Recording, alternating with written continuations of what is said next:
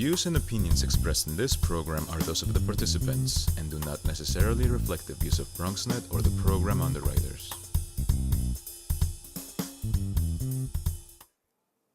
And good morning, everybody, and welcome to Open, the only show that opens up the Bronx and the world to you. I'm your host, the Dr. Bob Lee from 107.5 WBLS, and guess what? We have another great show lined up for you today. Coming up on today's show, we'll be joined by a motivational speaker with tips on how you can dream with your eyes open wide, active imagination. Plus, we'll learn about what one community group is doing and how they have come together to use media and arts in an effort to prevent violence. And then we'll preview a theater production hitting the New York stage about friendship and fellowship. And then after that, baseball season is back.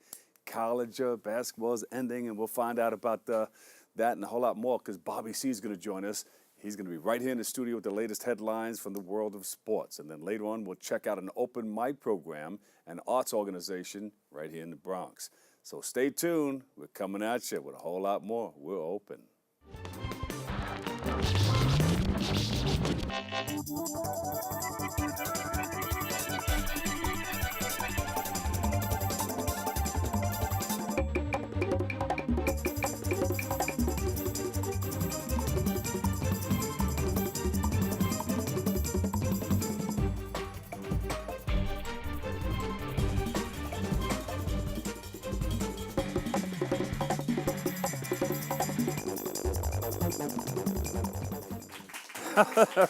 Welcome, everybody. I'm your host, the Dr. Bob Lee, and you're watching Open, the only live interactive program that brings the Bronx and New York City straight to your TV set. Stay connected to us through social media at BronxNet TV. Leading things off on April the 21st, motivational speaker and life coach Monique Caines is in the house, and she's going to hold her dream with your eyes open wide. I just threw the wide part in there. We are pleased to welcome her to the studio with all the details. Good morning. Dream with your eyes open. Yes, good morning, good morning. Good morning. Thank you. Talk about it. Well, first I want to say it is an honor sitting across from you. I grew up listening to you, so thank you for having me. Did I visit your school? You were in my home, on my radio, every day, WBLS. Yes. I made a house call. Yes, all every right. day. All right, thank you so much. Thanks for listening. Of course. Okay, well. So dream with your eyes open. Mm-hmm. Well, basically, I want to encourage people. Essentially, when we go to sleep, we dream, and our eyes are closed. So I want to encourage people to dream wide awake, conscious dreaming. The things that we thought about when we were children, the things that we wanted to do, be, have, places we wanted to go. Those are the things that I want to encourage people to dream about with your eyes open. Get out of autopilot mode. You know, we essentially get up, go to work, and the goal in life becomes to pay bills. What else do you want to do? Where else do you want to go? What do you want to have? Yeah. Dream with your eyes open. Yeah, when I was studying dreams, we came across something called active imagination. And that was all a part of daydreaming. Right, absolutely. And when you're a kid, you're told to stop daydreaming. Stop, focus on your work, focus on what's in front of you. And essentially dreaming with your eyes open encourages you to focus on those things that are not in front of you. And what the workshop does is it's a vision board workshop, and it just encourages you. A vision board? Vision board workshop. Okay. And so for those who are not familiar with a vision board, it's just a tool that encourages you to focus on specific things that you want in life, the things that you don't have that are not tangible. For instance, if you want to relocate or you want a new home or a new car, you cut it out and you post it on your vision board and you hang your vision board up, where you can see it every day. Yeah. And that encourages you to work towards that goal. Yeah, because you have two parts of your brain. One is visual. Right. The right side deals with all the pictures, pictorial. Right. And the other side, the left side, deals with analytical stuff and comprehension and everything. Yeah, so post it up. A lot of people operate on that side more than the other. Right, absolutely. And I just want to encourage people. I mean, it's a vision board is actually more than just cutting and pasting and, focusing on one individual thing. It actually, if I want to backtrack to maybe about 2 years ago, I myself personally was in a very dark place emotionally. Yeah. And I started to go to therapy, and I actually went to an art therapist who encouraged me to, color and draw. And it was actually very therapeutic. And so I said, you know what? I can share this. I'm a life coach. I'm a motivational speaker. Yeah. I can actually share this simple task of cutting and pasting, and it actually calms you. It's calming, and it takes you to a place of sort of a serene place, as opposed to being, on autopilot. Yeah. I go to work, pay bills. So it's the doing of the work, the looking at the pictures, the colors. Right. Absolutely. Yeah. The colors matter. Again, we're so focused on what we have to do as parents, wives, husbands, and things of that nature, that we lose ourselves in tasks as opposed to who we are on the inside. Yeah. So FM is trying to tell me in my ear to ask you about the upcoming events. Okay, so my event that I'm having on August 21st is pretty much that vision board workshop where I'm going to have a majority of people come and sit and, cut and paste and dream with their eyes open and sort of focus on the things that they want to have, the different types of vision boards that there are that they can come and create pretty much. See? Yeah. And So that's when did going you to start this? I mean, what made you want to start it? like I said, cutting and pasting sort of helped me get out of that dark place emotionally. Yeah, yeah. And I know that there are a lot of my friends and family members who may not specifically express that they're not happy, but they come to me with different things like, I'm not happy about this and I'm not happy about that. Yeah. I'm sort of the center of everyone coming to me with their problems. And I suggested, why don't you get a coloring book? Why don't you do this? And why don't you go and, create this? And they don't understand it right off the bat. When No, you say, they "Get a coloring don't. book." What I do don't you want to mean? color. I'm an adult. I don't want to color. I'm grown. I don't have time to color. No. If you take 5 minutes, it's a form of meditation. Yeah, yeah. So if you take 5 minutes and just sit and color and then call me back. Hey, you'd be surprised. Call me back, and We're then, gonna put a doctor in front of you, Dr. Monique Caines. Right. And so when they come back to me, like, you know what, Mo, thanks. You They really call you helped what? me. Mo. Ah, Mo. yeah. Thanks, Better go thanks, to Mo. Mo. Right. Thanks, Mo. You really helped me out. 5 minutes of coloring and I feel better. Uh-huh. And so I decided that I wanted to take that to the National Black Theater on the 21st. Oh, okay, And yeah. that's where I'll be conducting my workshop. And just to assist people and to create a space for everyone to come and create and just be peaceful. April 21st. At the National National Black Black Theater, yes. Got it. All right. Yes. National Black Theater. Okay. So, how did you become a motivational speaker and a life coach?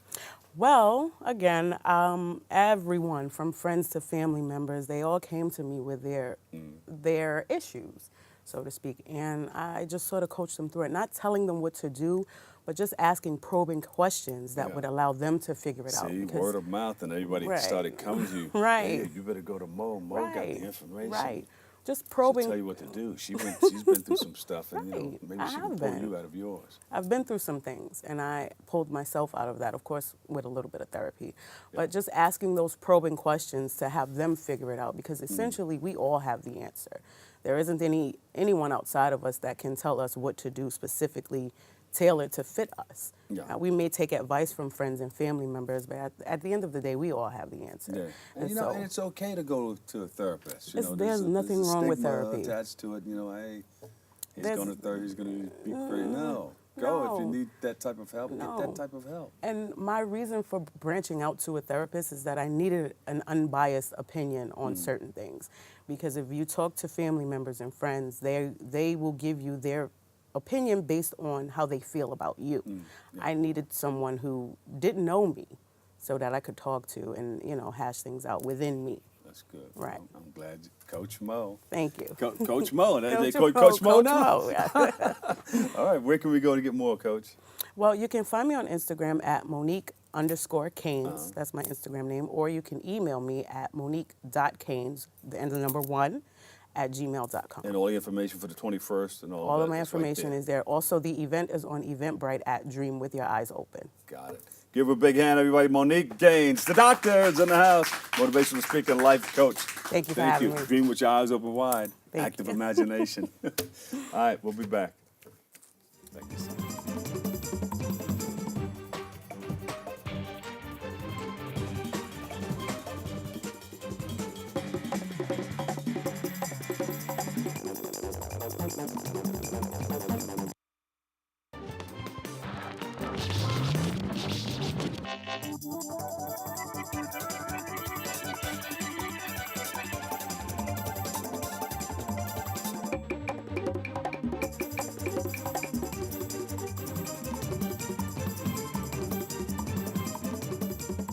So, I'm kind of new here, but I've noticed a trend. My human does this funny thing where she goes around and gets all my toys, and then she hides them in that basket by the door. But it's always the same basket, and it's always in the same place. And then she acts so surprised when I find them, but, she's putting them in the same basket. Again. It's like, hello? That's where you put it last time. You were the worst at hide and go seek.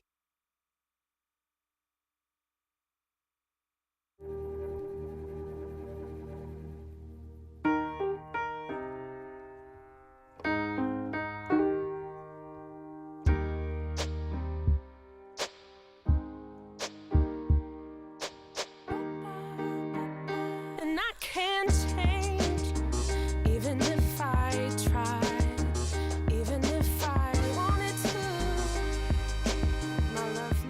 My love, she keeps me warm. She keeps me warm. She keeps me warm. She keeps me warm. She keeps me warm. She keeps me warm. We are neighbors and best friends. I love my sister. My heart doesn't see race. Love is love. Our family is no less than any other family. Love is kind. Love is patient. And welcome back. Big up to everybody who came out to the big April Fool's comedy show at Madison Square Garden. We had a fantastic time. Everybody was laughing. I mean, it was like all out. Well, we have the Peace on War. It's coming up, and it's coming to a multimedia theater near you with a performance and a goal to prevent violence in our community. And they're doing some great works in our community, too. Joining us with all the details, we have producer and set designer Carey Clark, as well as actor and workshop facilitator Devante Lewis. We welcome you guys to the show. Thank you for having us. I had to jump on top of it because I like to ad-lib a little bit. So tell us about the wonderful things that you guys are doing in the community. Well, I'll start off. Peace on War is a theater production that has been active on a yearly basis. And I got to say, it's spelled out like Piece. Yeah, well, that's a reference to the fact that it's an artwork. And it's also a reference to peace, of course. Right. It's been active since 2013. We've been sort of doing workshops and open rehearsals on a yearly basis. And we have a Polish theater director who is the co-creator and director of the performance named Wiesław Górski. And he lives in Poland, so he comes periodically. And we've worked with a rotating group of actors, young actors. And basically what they do is tell a story of their own story of violence, and then it's interpreted theatrically and poetically with dance and movement. And it's a short piece, and I think the whole process is actually very healing. And the idea is that, as Monique was talking about, is the arts can heal.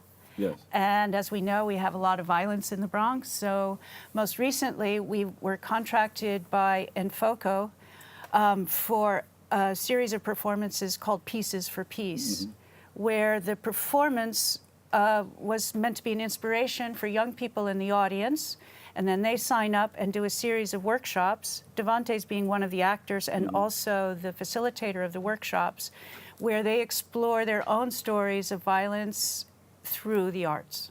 So someone would get on stage and say, I had to take out my gun and shoot him. I shot him 3 or 4 times, and then I ran down the block. And then you would interpret That's an it. intense story.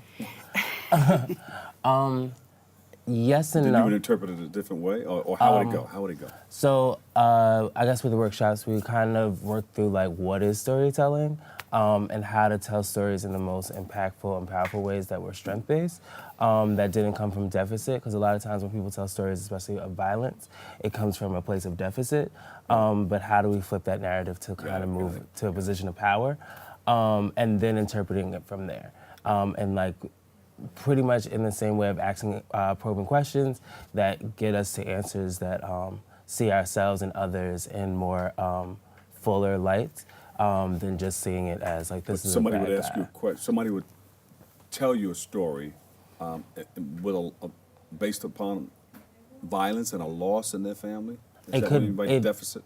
it could be a loss in their family, or like they can be the perpetrator of violence, they can be the victim of violence. But as long as it's like just trying to make sure that the narrative that they tell isn't of defeat. Yeah. And then you just turned it into a work of art. And we can see what we can do with that and how like our bodies are also able to tell. I was trying to do some improv with you. You did a pretty good job. But yeah. And we just explore how our bodies can also tell stories and how other mediums of ourselves can tell stories with mixed media. Yeah. How did you get involved in this? I mean, statistics show that there's a lot of violence in our communities. So you said, let's take this and turn it inside out. Well, it really started as an idea between Biesław, the theater director, and me, and we wanted to actually make it an international. Got it. So the future of the project is actually we're going to take a group of actors to Poland. So you're planting some seeds here in the Bronx. Pardon me? You're planting some seeds here in the Bronx. Yeah. And it's going to go international. The Bronx is our home and practice ground. Uh-huh. So the idea is to take it and work with a parallel group of young people there. Mm-hmm. So, violence is ubiquitous, and sometimes it's big things, and sometimes it's really small things, like, brothers ganging up on their sister. That would be one of the scenes in the play, for example. Yeah. And I saw something taking place yesterday. It was a group of about 25 to 30 kids, and I was walking through this certain area, and I said, you know what? I better keep on walking. I don't want anything, to jump off. I just want to get to my car over here. But I think it was an initiation of sorts, because there was some swinging that took place, and after that, the guy put his shirt back on, and they all walked out. Or maybe they had something to settle. I don't know. It was a little bit of violence there. Well, and also it was interesting because our last performance on March 14th was the same day as the 17-minute walkout for all the schools. Gotcha, that was in the morning, and the performance was the evening, so it was quite moving. And our performance actually ends up very peacefully. It sort of has a kind of happy ending in a way. Yeah. Does this help prevent violence? I would say yes, but this project particularly doesn't. It hasn't existed long enough to like kind of track the idea. Yeah. But the idea of having people tell their stories and telling them in these ways has proven to like prevent and help the span of violence, because once you're able to like gauge with what emotions go on in that course and really like just kind of look at the bigger picture, it helps you to like look at other incidents of violence and how to prevent that. Yeah, it can be therapeutic. Let's get it out. Let's get it out through art. Yeah. Yeah. And that's been statistically and traditionally proven that art is a method of healing, especially when we're dealing with things of trauma. Well, where can we come and see you? So Enfoco, who contracted this performance to start this work, is continuing with another theater group called Mass Transit. So to find out the schedule for those performances, you should contact Bill Aguado at billaguado@enfoco.com. And how do you spell that? Enfoco. ENFOCO. Okay. .com. And I wanted to mention also that the project is funded by Bronx Lebanon Hospital as a violence prevention strategy. Great. So that work will be continued. That's, Pieces for Peace, which was the performance and the workshops, that will be continuing with Mass Transit Theater. All right. And we're going to be doing a fundraiser to go to Poland. Tell us about it. What do we have to do? To give us money. money. You need money. All right. Do we have a camera? Can we use this camera here? Ask for money. Ask for money. Well, you can contact, you can follow the project on Facebook at Peace on War, spelled P-I-E-C-E on War. And to contact the project, we have our own email, peaceonwar@gmail.com. And we also have a website, which is Peace on War. And that will be a way of collecting email addresses, so when we hit you up with our GoFundMe or Kickstarter, we'll be able to find you. Get us ready. Get us ready. The website one more time is Peace on War. Peaceonwar.com. peaceonwar.com. But you spell it like Peace with the piece of pizza. or P-I-E-C-E, or piece of art. Yes, piece of art. Okay. Thank you guys so much. Give them a big hand, everybody. Devante Lewis, actor and workshop facilitator, Peace on War.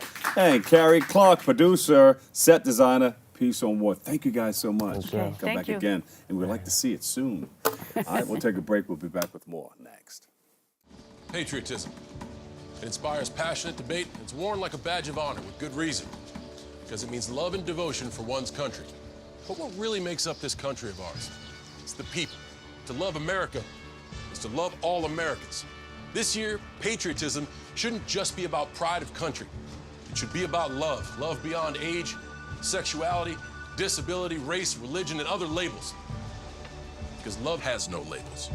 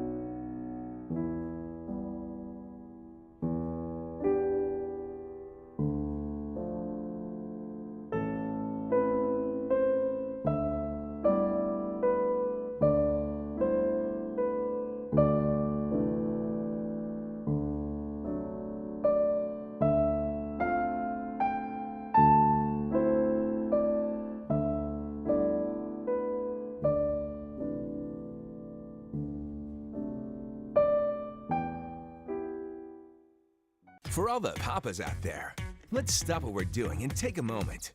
A moment to be with our kids. They can be loud moments, goofy moments, sporty moments, dorky moments, kooky moments.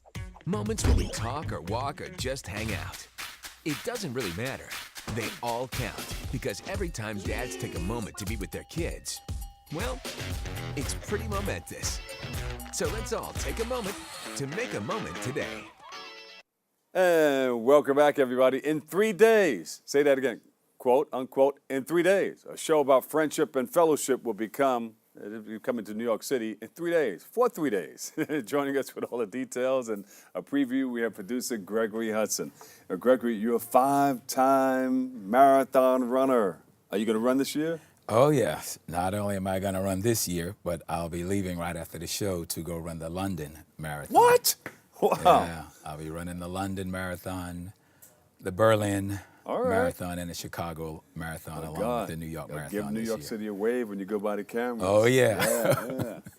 So you have something special coming up in 3 days. Yeah. How'd you come up with the name? And it's going to be with us for 3 days. Yeah. Okay, but first, let me just thank you for having me on the show. Oh, you're always welcome. Really, really, really appreciate that. And you work over there at the school, Miss Diaz. What's the name of the school again? I'm at Renaissance Middle School 192. Big up to Renaissance Middle School 190, yeah. And Principal Harriet Diaz and the crew and the students there. I love you guys over there. Yep, and you've been there several times with us, helping us out. My reason here today is I'm producing a stage play out at Black Spectrum Theater. Now, I didn't know you did that. Yeah. Right, so we're going to find out. Yeah. How did you come up with this? Well, I started producing out of necessity when I was an undergrad back at Brooklyn College. Yeah. They had the main stage there, and you have a full theater program. You can't fit all the theater students on that in one season. Right. So I created an alternative theater in one of the facilities there for those students who were not able to be included in the main stage productions. Wow. So I started producing there. And then I had an opportunity to do an internship at the Public Theater under Joseph Papp.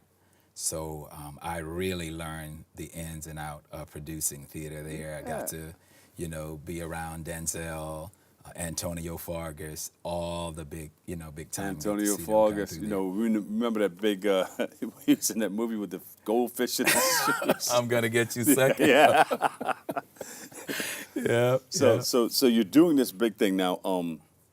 How did you come up with the name for this in 3 days? Well, the play. I mean, you didn't come up with the name in 3 days. You Right. probably.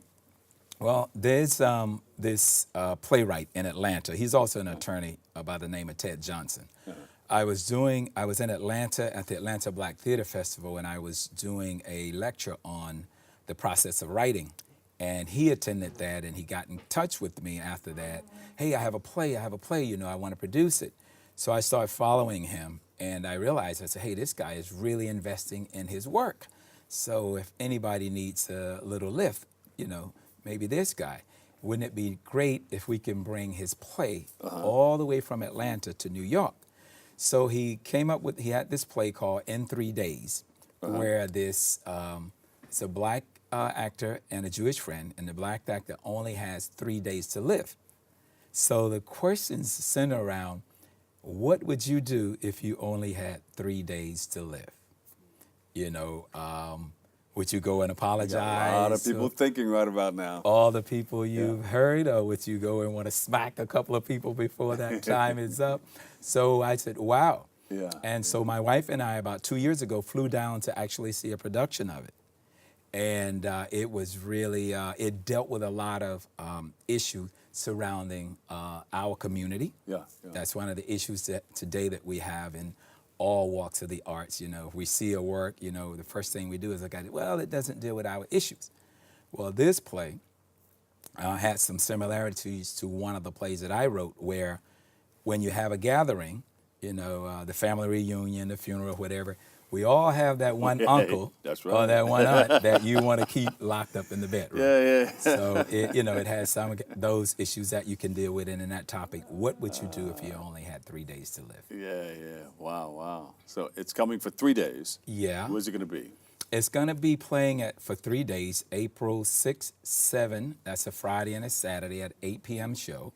And on Sunday, April 8th, 4 p.m. show. It's going to be playing at the legendary Black Spectrum Theater in Queens. Yeah. And Roy Wilkins Park. Roy Wilkins Park. And ironically, Black Spectrum is celebrating its 40th season this year also. So we really want everybody to come out there, and really support this show.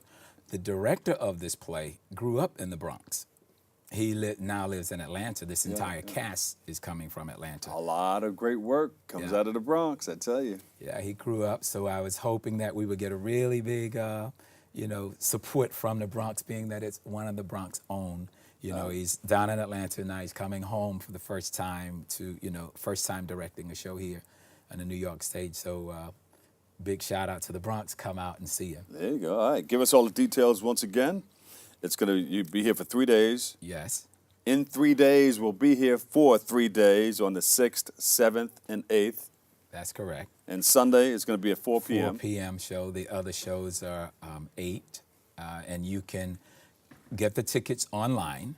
You can go to blackspectrum.com website, and all the tickets you can reserve there online, and or get them in advance. Otherwise, it's a little more if you pay at the door. Black Spectrum Theater, Roy Wilkins Park in Queens off of Merrick Boulevard. Mm-hmm. Yeah. All right. So, wow, now I know. I know what you're doing on the side. Yeah, You're not only an educator, but well, I have my plays. own company. I had a company when I was an undergrad, and called the Hudson Repertory Theater. We did 4 shows in repertory, and I wanted to expand to the professional, so I created a production company specifically for theater called Poor Penny Productions, because I was as poor as a penny when I created the company. Can't get no lower than a penny. No lower. And so now I have, in 2013, I created New Style Entertainment. Yeah. And for the sole purpose of being able to create a platform for independent artists to showcase their work, provide some employment for them, that's and great. also create original works at an affordable price. There you go. So I've been doing this for a long time. All right, I'm going to give you a camera that you can use to reach out. This is my friend, my pet camera. Okay. I pet it every now and then, and it's very friendly. Go ahead. All right. Yeah, again, the show is called In 3 Days, and it's playing at Roy Wilkins Park, Black Spectrum Theater, for only 3 days. April 6th, 7th, 8 p.m. show. April 8th, 4 p.m. matinee. So please come on out and support this show.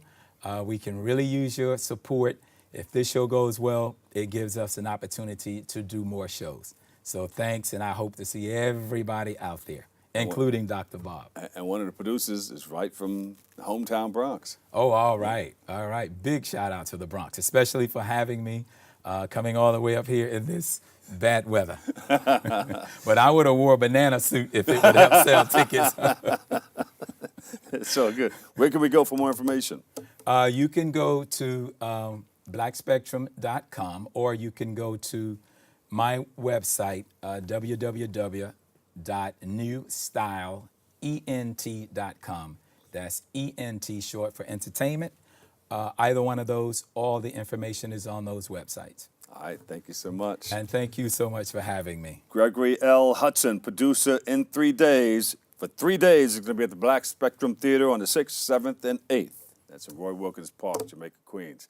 Thank you very much. And Thanks thank for coming. you so much. And get somebody to film it and bring some pictures back up here so we can show it in the background when we're talking. Oh, we can do that. Yeah. And you need to come out. All right, yeah. Thank you very much. You need to come out and see us. There Thank you go. again so much. Hold on 1 second. We're going to take a quick break right here, but guess what?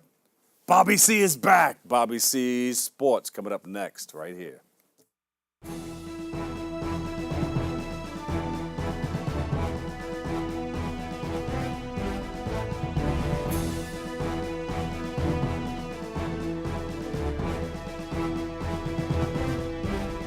Hi, I'm David Lesh, legal correspondent to the morning show Open. If you have a legal question that you'd like me to answer, please send me an email at davidlesh@bronxnet.org, and I will address it on our Ask Your Lawyer segment.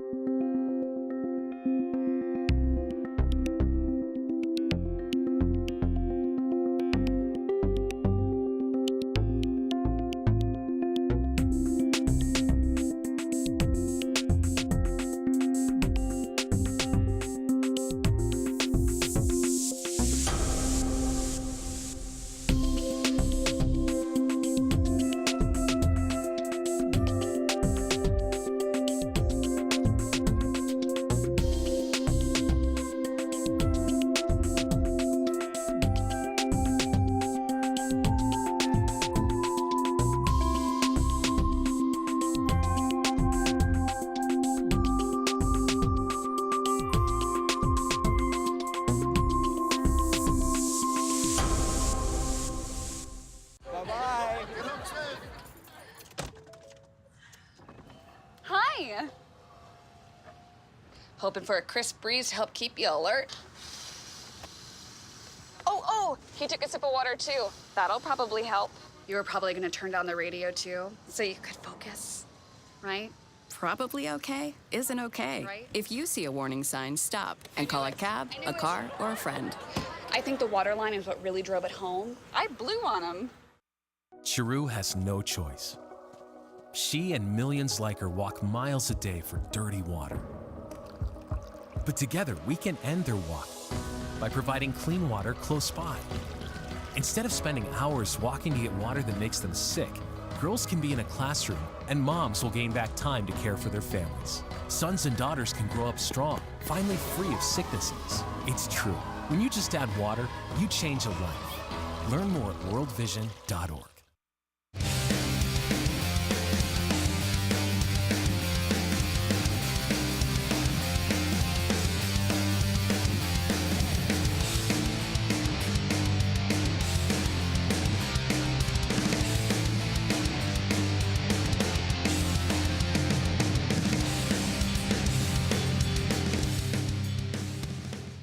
This is Bobby C. reporting from the world's most famous arena.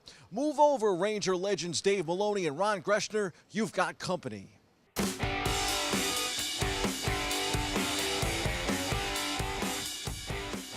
Rangers first-round picks Elias Anderson and Philip Hedl became the first New York Ranger teenagers to play in the same game since Maloney and Greschner back in 1974. Do you think the teenagers are the shot in the arm that this franchise needs?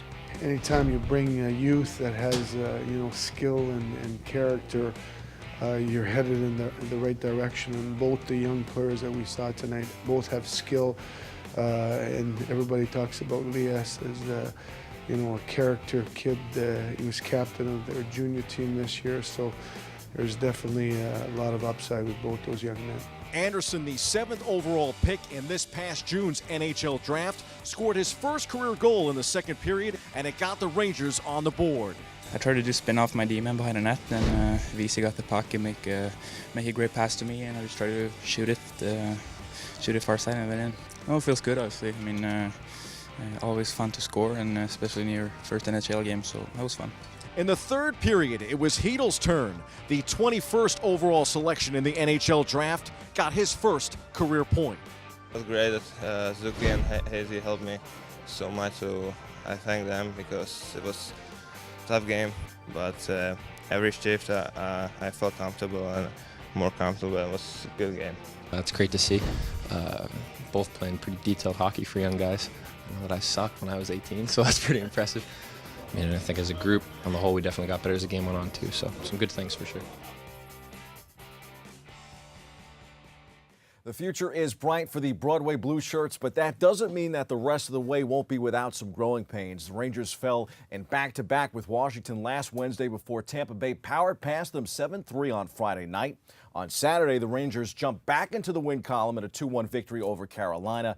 Now they will take on the New Jersey Devils on Tuesday night. The Devils inch closer to a playoff spot. Taylor Hall scored on a breakaway late in the third period to lift the Devils to a 2-1 win over Montreal on Sunday night. The 26-year-old forward came out of the penalty box after serving a penalty for too many men on the ice, took a pass, and beat Carey Price on the blocker side with 4:07 remaining. The Islanders saw firsthand how good New Jersey could be in their last outing. The Isles fell 4-3 on Saturday to the Devils. They will look to bounce back tomorrow against Philadelphia. It's Fan Appreciation Night at the Barclays Center. Puck drops at 7 p.m. To the baseball diamond, where the New York Mets begin the season 2-1, taking the series from St. Louis. The Amazons opened Thursday afternoon at Citi Field, where Noah Syndergaard looked every bit the ace in a 9-4 win. Here's more.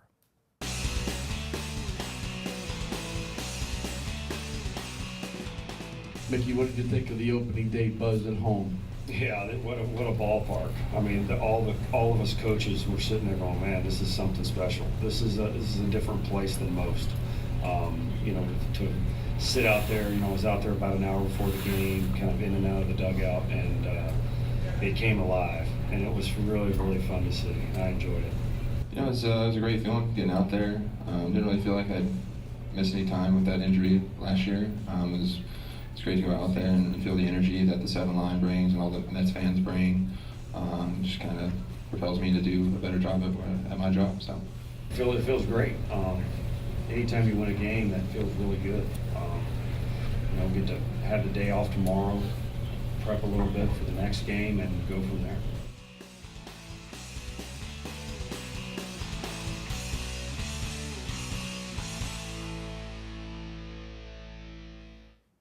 With the loss of Mets legend Rusty Staub looming over the club, the team won on opening day and followed that up with another terrific outing on Saturday. More on Rusty and the C-list. Here's our recap from Saturday's action in Flushing.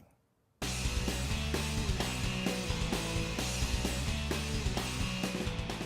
was having a hard time getting a grip on the ball. But other than that, I was able to keep us, keep them off the board, gave them one run, and then these guys did a good job of putting up some runs for me. Yeah, I mean, everything here is very positive right now. Everybody's clicking, everybody's playing well together. The pitching is speaking for itself the last 2 games, like you said, so hopefully we can continue to get the results we're all looking for. How easy is it to play behind this pitching staff and this bullpen too? Oh man, they make it look easy. So like I said, as a defensive standpoint goes, making those plays, especially the tough ones, can only help them and build their confidence even more. Just keep things simple. I get in trouble when I overthink, so Six and Slate told me that today, just to keep things simple, and I had some good results today.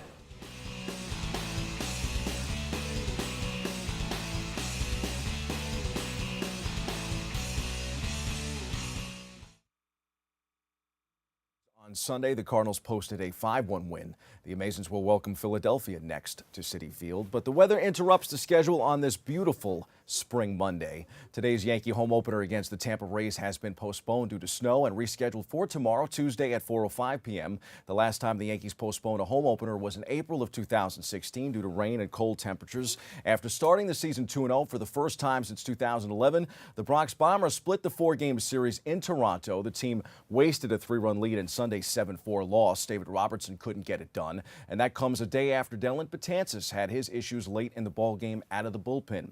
Positive takeaways from the 4-game series include 3 hits and 2 homers from Giancarlo Stanton on opening day. Aaron Judge playing a pretty good center field with injuries already mounting for the club in the outfield. And Tyler Austin filling in nicely for the injured Greg Bird at first base. Austin had 2 homers against Toronto the other day. Interesting stat for him, 7 of his 8 career homers have either tied the game or given the Pinstripers the lead. Jordan Montgomery was slated to start for the Yankees Monday. The 25-year-old left-hander is coming off a 9-7 rookie season. He'll likely go tomorrow for the Yanks. A highly anticipated lightweight title fight between interim champ Tony Ferguson and Khabib has been canceled just 6 days before it was supposed to headline UFC 223 at Barclays Center in Brooklyn. UFC President Dana White told ESPN on Sunday that Ferguson has withdrawn from the bout due to a torn knee ligament. Featherweight champion Max Holloway has agreed to take Ferguson's place in the fight. From the NBA hardwood, the Nets are in Philadelphia tomorrow night. Brooklyn is coming off a 108-96 loss to Detroit on Sunday. The Knicks are home Tuesday for Orlando. They also fell to Detroit last time out, 115-109. March Madness indeed on April Fools, but Enrique Ongubale, excuse me, I don't know if I'm saying that right, is no joke when it comes to her game. The Notre Dame star did it again, her three-pointer in the final second. It will go down as the greatest last-second shot in championship game history. Even if there was still 1/10 of a second left on the clock, she lifted the Irish to a 61-58 victory against Mississippi State and the biggest comeback in championship game history. And this Sunday night, after Enrique knocked off undefeated UConn with a game winner in the Final Four, it was an unbelievable matchup there. That was the story Thursday night, too, for Tuckahoe, New York's Max Pierce in the Slam Dunk Championship. Check this out. The Purchase College star lost in the semifinals, but the only Division III hoopster in the field of 8 left his mark with a selfie slam. Pierce rocked San Antonio. A fan vote just eliminated him as he finished 3rd overall. Very impressive performance for him. Those are the headlines. We hit the C-list for a baseball great whose career is more impressive than you may remember.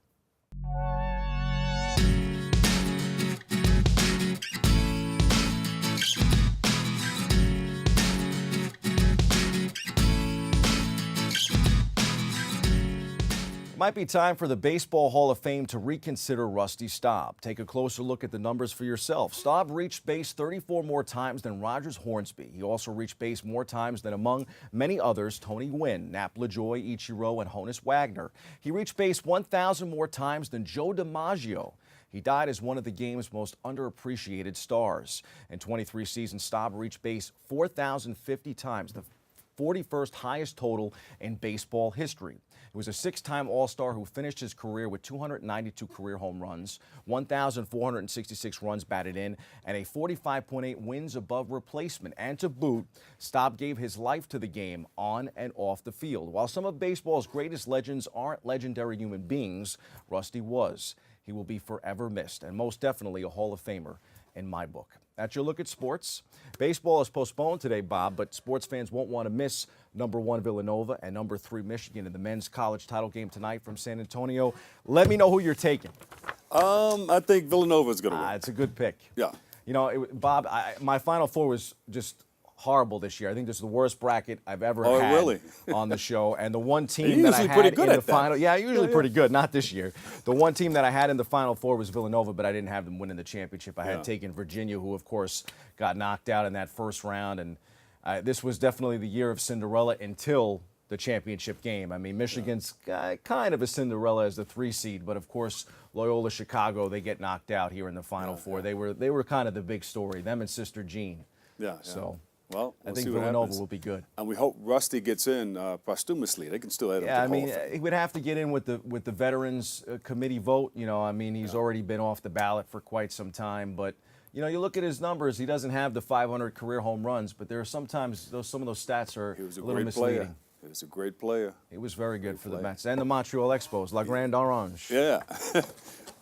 What about the Yankees? Are they going to go? Does it look good? I think both teams look good, but I mean, it's April. You know, I mean, you know, the Mets have started well. The Yankees looked really good in their first 2 games, and then, you know, not so good the last 2 days. But I think Yankee fans and Met fans should be pretty optimistic here to start the season. Both teams look good. Sounds good. Good to see you, Bob. Nice to see you, too. We have to take a break here on BronxNet's Open. We'll be back after this.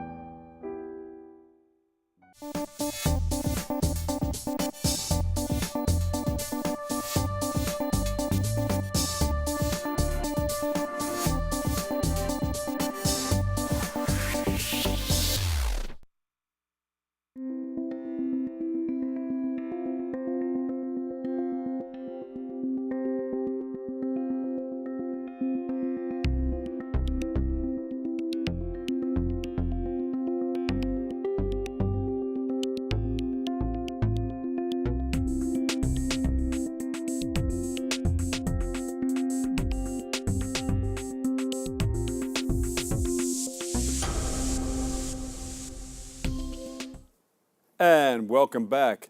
Every other Tuesday, Art in the Basin holds an open mic. It's a big event in the Bronx, and joining us, let's make it big. It's a big event in the Bronx, and they join us with all those details. We have co-founder Amy Joy Robateau and Tim W. Brown. They're right here on the set. We welcome you guys to the show. Thanks for having us. Thanks for having us, indeed. So tell us about this big open mic. So this big open mic actually started as a little bubble, and it's still a little bubble. Oh, it's a little baby, but it's a big... Still a little bubble. And it's kind of grown into what I like to consider an incubator for new writers who are kind of nervous about whether they're good writers or not good writers come and, you know, they tell their stories and give their poems, and they have a very encouraging audience. And I'm going to turn it over to my host. Tim W. Brown. Well, I mean, I agree with that.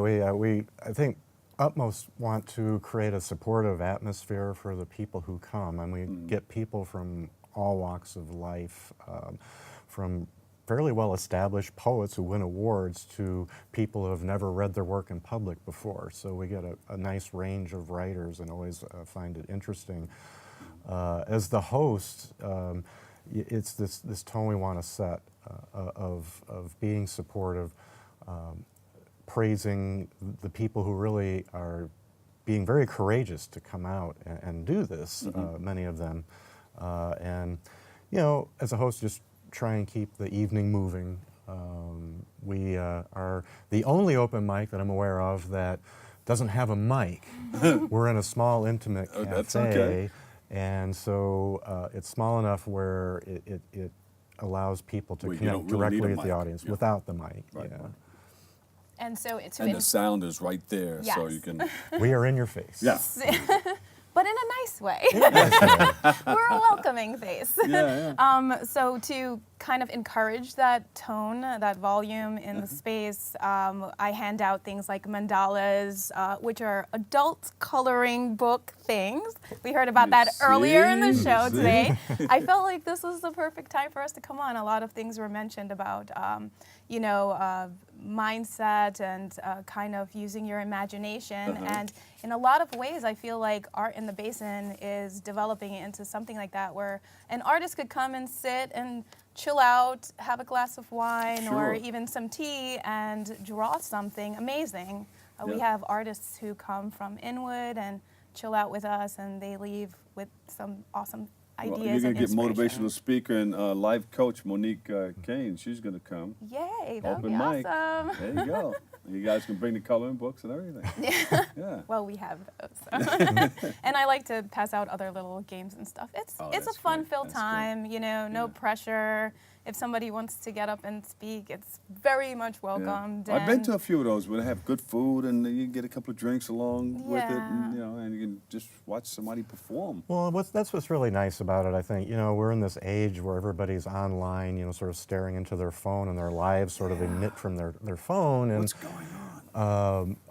I do realize that in the literary and poetry worlds, that energy of writing and sharing your work has moved online, but there's still a real hunger out there that we detect, that people want to connect People directly. still want to go to the movies. People still want to go see shows. And they love the reaction. People laugh, they clap, they cheer sometimes, sometimes they gasp, sometimes they're silent, but always respectful, and that's the way we. And I think there's always going to be a thirst for that.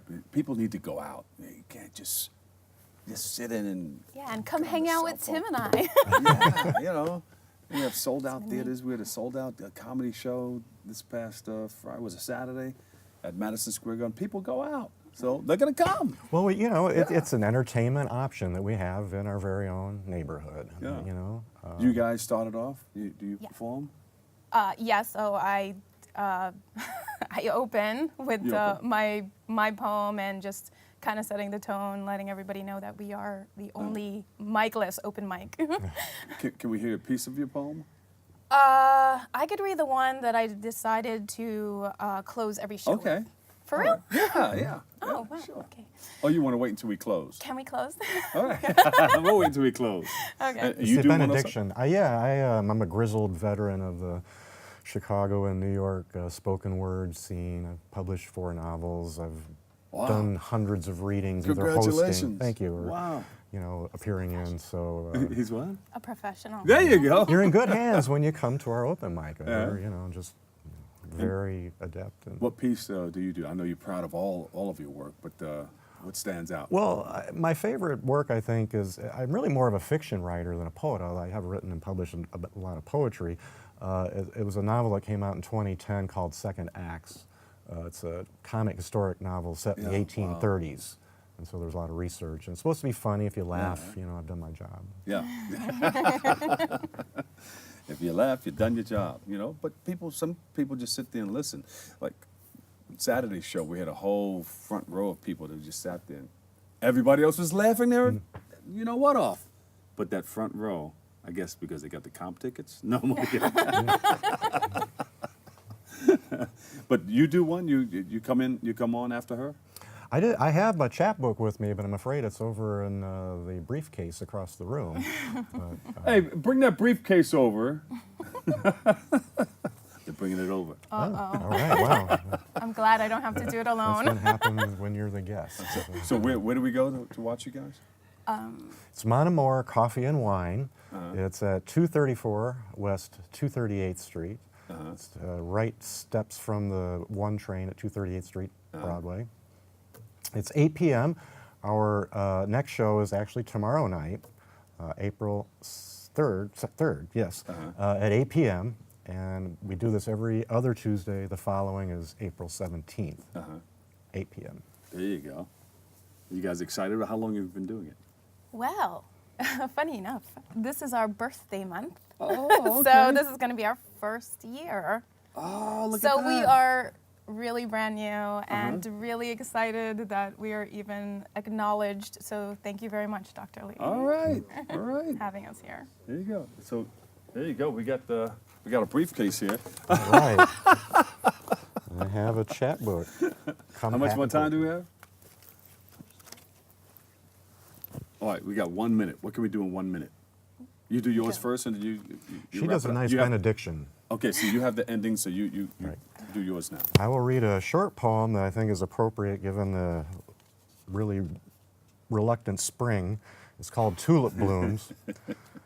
The tulip bulbs of March do not unfurl their leaves in my neighborhood, where those who care enough to plant cannot uproot cement, nor crowd out broken bottles that sprout furiously in yards. So I think as I walk to work, pavement a badly stretched canvas whose borders could stand tulip blooms polka dotting yellow, red, and blue. Hey, where's my clapping crew? There you go. At home, I see you. Tim W. Brown, thank you so much. And you want to take us home with it? Sure. This one is called Lead Love. Lead Love. Yes, it's also, I don't know if I could plug this, on my YouTube channel, Joy yeah, Cloud. sure. Okay. Okay. I'm really nervous all the time. No, you're not. Okay. Love at the helm, take me to an unseen realm. In it I'll dwell, under sacred spell, waving until your gaze sets still. Love, lead the way. Thank you. Where can we go to see more of what you have? Well, we have an Instagram account. It's at Art in the Basin. We also have Art in the Basin. I'm Art writing in it the down. Basin. That's the organization, the umbrella. And of course, we have a Facebook page, which is at A Joy Cloud. Joy Cloud. At A Joy Cloud. A Joy Cloud. Right. Yes. I'm writing it And down. I just started a YouTube channel, Art in the Basin, and it has some testimonials and a performer. So if anybody wants to check it out, it's Art in the Basin on YouTube. And it also talks about where you're going to be. Well, no, but All right, I say will it again. add that. Open mic where? Monomore Coffee and Wine, 234 West 238th Street. At 8 p.m. 8 p.m. Tomorrow. Thank you guys so much. Give them another big round of applause. Thank you. Thank you. Amy Joy Robateau, director, art, and founder of The Basin, and also Tim W. Brown, host, founder, Art in the Basin. Thank you guys so much. Thank you, Thank you for having us. All right. It was a Very lot of nice. fun. A lot of fun. Very good. Thank you. All right. Unfortunately, that's all the time we have for today's show. I'd like to thank our guests for joining us and you, our viewer, for tuning in and checking it all out. If you missed any part of today's show, I'm going to audition right now for your show. If you missed any part of today, you can tune into the recablecast of Open at 5 and 10 p.m. Or you can watch anytime on the web at BronxNet.org. Or you can catch an all-new episode Wednesday at 10 a.m. with our host, Darren Heine. For all of us here at BronxNet, have a great and enjoyable day. And always remember this. What you are is God's gift to you, and what you make of yourself is your gift to God. So choose your choice and let your choice control the chooser. And remember, whether you say you can or you can't, either way, you're right. I'll catch you on the radio, or I'll see you on the radio tonight on 107.5 WBLS. I love you all. Peace.